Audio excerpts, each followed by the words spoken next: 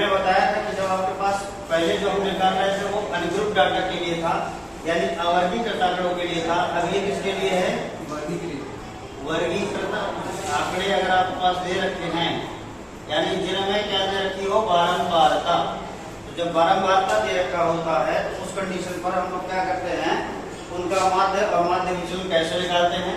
यानी कि जब असतत बारंबारता हो, असतत बारंबारता के होने पर माध्य निकालने के लिए हम क्या करते हैं? माध्य बराबर इतना हो जाता है, माध्य बराबर इतना हो जाता है, माध्य विचलन बराबर ऐसे निकालते हैं। तो जब असतत बारंबारता हो तो उसमें क्या करते हैं कि दिए गए पद, यानी जो आपके पास क्या दे रखा हुआ है? पद दे रखा हुआ है, और जो आपके पास फ्रीक्वेंसी दे रखी हो, जो फ्रीक्वेंसी हो और जो पद हो, उन दोनों का गुणनफलों का योग, उन दोनों के गुणनफलों का योग बटे बारंबारता का योग बराबर क्या हो जाता है? आपका माध्य बराबर हो जाता है। ठीक है, अब हमको निकालना क्या है? माध्य विचलन। तो माध्य विचलन निकालने के लिए हम क्या करते हैं कि जो हमारी बारंबारता है और जो विचलन आएगा उनका आपस में क्या कर देंगे? गुणा कर देंगे, और उनका योग बटे बारंबारता का योग, ये हो जाएगा आपका माध्य विचलन। कब? जब आपको माध्य के द्वारा माध्य विचलन ज्ञात करना हो, तब कंडीशन पर ये होगा। माध्यिका के लिए अलग कंडीशन बनेगी। अब इसमें हम कुछ क्वेश्चन ले लेते हैं। क्या ले लेते हैं?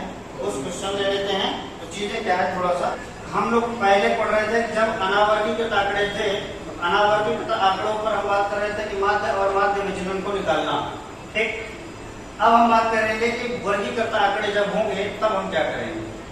तो वर्गीकृत आंकड़ों के लिए पीछे जाकर के मैंने अभी थोड़ी देर पहले ही पढ़ाया था क्या? माध्य विचलन और माध्य निकालना। कब? जब आपके पास वर्गीकृत आंकड़े यानी कि बारंबारता भी दिया हो। उस कंडीशन वो बताने के बाद अगर हमारे पास कोई क्वेश्चन दे देता है और क्वेश्चन खाली इतना ही देता है, ठीक, उसमें कह दिया कि आपके पास आपको दे दिया गया कि आपके पास ये डाटा है, ये डाटा आपने कलेक्ट किया, और डाटा कलेक्ट करने के बाद आपको कह रहा है कि माध्य के सापेक्ष माध्य विचलन ज्ञात करना है। किसके सापेक्ष? माध्य के सापेक्ष, क्योंकि विचलन को निकालने के लिए दो तरीके हैं। क्या? कौन कौन से? माध्य और माध्यिका। यानी कह रहा है क्या? माध्य के सापेक्ष माध्य विचलन ज्ञात करना है। तो जब माध्य के सापेक्ष माध्य विचलन ज्ञात करना होगा तो पहले दिए गए डाटा का हमको क्या निकालना होगा? माध्य निकालना होगा। माध्य निकालना होगा। माध्य निकालने का पीछे फार्मूला बताया गया था। क्या बताया गया था? x bar is equal to summation of i is equal to 1 tends to n fi xi upon sigma i is equal to 1 tends to n fi हो जाएगा। ये होता है आपका किसके लिए? माध्य के लिए। तो माध्य के लिए हमने निकाला fi xi की जरूरत है, हमने fi xi निकाल लिया। fi xi निकालने के बाद हमने क्या किया? fi xi का ऐड कर लिया। ठीक है, जब जैसे हमने इसका एडिशन किया तो हमको मिल गया 300 मिलने पर हमने उसको तुरंत निकाल लिया। क्या? माध्य निकाल लिया। माध्य यानी कि मीन निकाल लिया। मीन हमने निकाला 7.5। अब हमको चाहिए कि हमारे विचलन के लिए विचलन चाहिए। तो विचलन निकालने के लिए हमारे पास माध्य आ गया है, यानी मीन आ गया है। तो मीन आ गया तो पद माइनस मीन यानी पद माइनस माध्य बराबर क्या हो जाएगा? आपका विचलन हो जाएगा।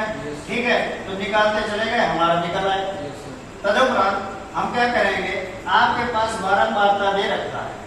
क्या दे रखा है? बारंबारता दे रखा है।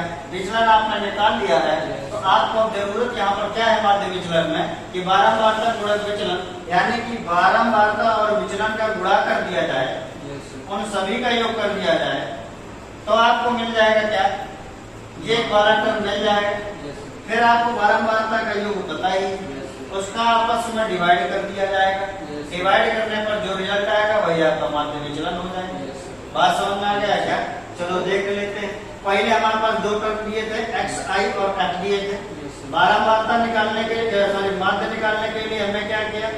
बारंबारता गुणे पदों का योग किया, यानी इनका आपस में मल्टीप्लाई करके यहाँ तक किया। ठीक है, ये हो गया हमारा। इसके बाद हमने विचलन निकाल लिया, ये हो गया। विचलन निकालने के बाद बारंबारता और विचलन का गुणा निकाल लिया, ये भी हो गया। अब इनका आपस में ऐड करके निकाल लिया और उसका डिवाइड कर दिया, वही आपका रिजल्ट हो गया। बात समझ में आ गई?